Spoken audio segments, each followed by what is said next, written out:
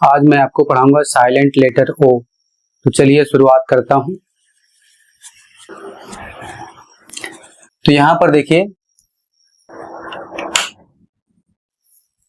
यहां पर लिखा है जब किसी शब्द में ई ओ आता है तो ज्यादातर ई की आवाज सुनाई देती है, अर्थात आपको ई बोलना है, ओ नहीं बोलना है।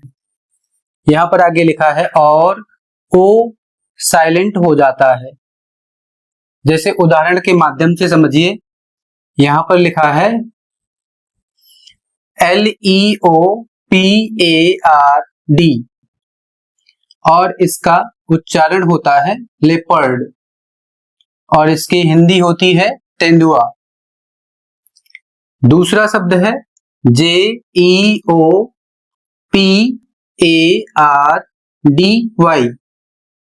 और इसका उच्चारण होता है जेपर्डी और इसकी हिंदी होती है खतरा।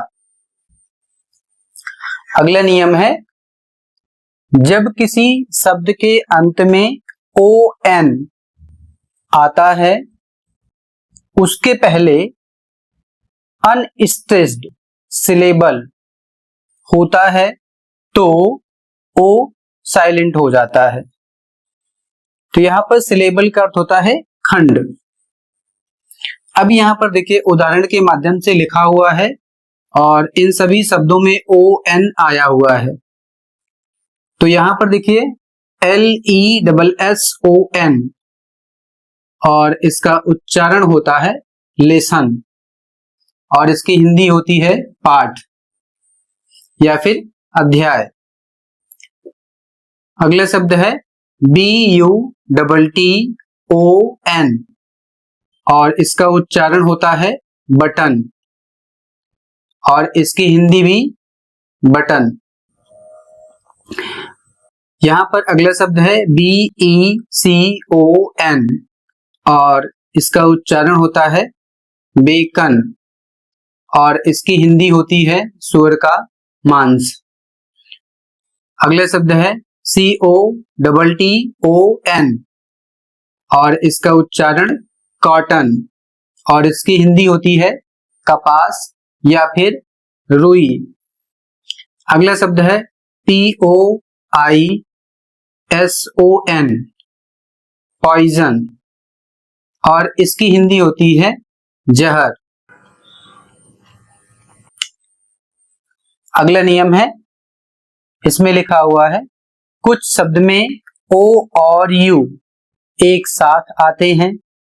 जहां O साइलेंट हो जाता है सिर्फ U का साउंड आता है, अर्थात O और U साथ में है लेकिन उच्चारण आपको U का करना है, O का नहीं करना है। बहुत से लोग, जैसे यहां पर लिखा है, इसका उच्चारण होता है डबल। बहुत से लोग इसे डुबल या और गलत तरीके से पढ़ देते हैं, जबकि इसे पढ़ना है डबल। इसकी स्पेलिंग है DOUBLE डबल और इसकी हिंदी होती है दोगुना। इसी तरीके से अगला शब्द है TROUBLE और इसका उच्चारण होता है ट्रबल और इसकी हिंदी होती है परेशानी।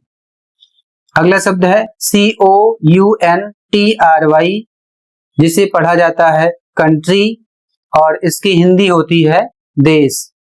अगला शब्द है ROUGH जिसे पढ़ा जाता है रफ। बहुत लोग इसे पढ़ते हैं रोग या रोग, जबकि इसे सही उच्चारित किया जाता है रफ और इसकी हिंदी होती है खुरदुरा। अगला शब्द है टफ, इसकी स्पेलिंग है TOUGH पढ़ा जाता है टफ और इसकी हिंदी होती है कठोर।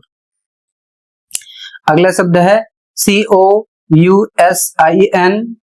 और इसे पढ़ा जाता है कजन और इसकी हिंदी होती है चचेरा। बहुत से लोग इसे कजिन भी पढ़ते हैं।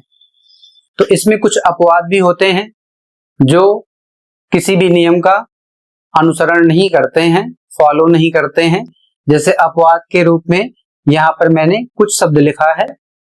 तो जैसे यहाँ पर भी देखिए सेम स्पेलिंग है SOUP, इसे सप नहीं पढ़ा जा रहा है, इसे पढ़ा जाएगा सूप, और सूप की हिंदी होती है शोरबा या सूप भी कह सकते हैं।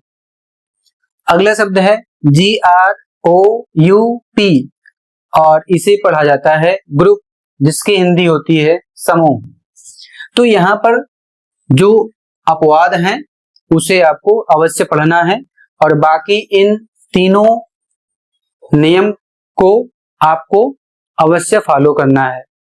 इसमें जितने भी नियम दिए गए हैं इन सभी को पढ़ना आवश्यक है, याद रखना भी जरूरी है, क्योंकि इन्हीं नियम के तहत ये सारे वर्ड उच्चारित किए जाते हैं।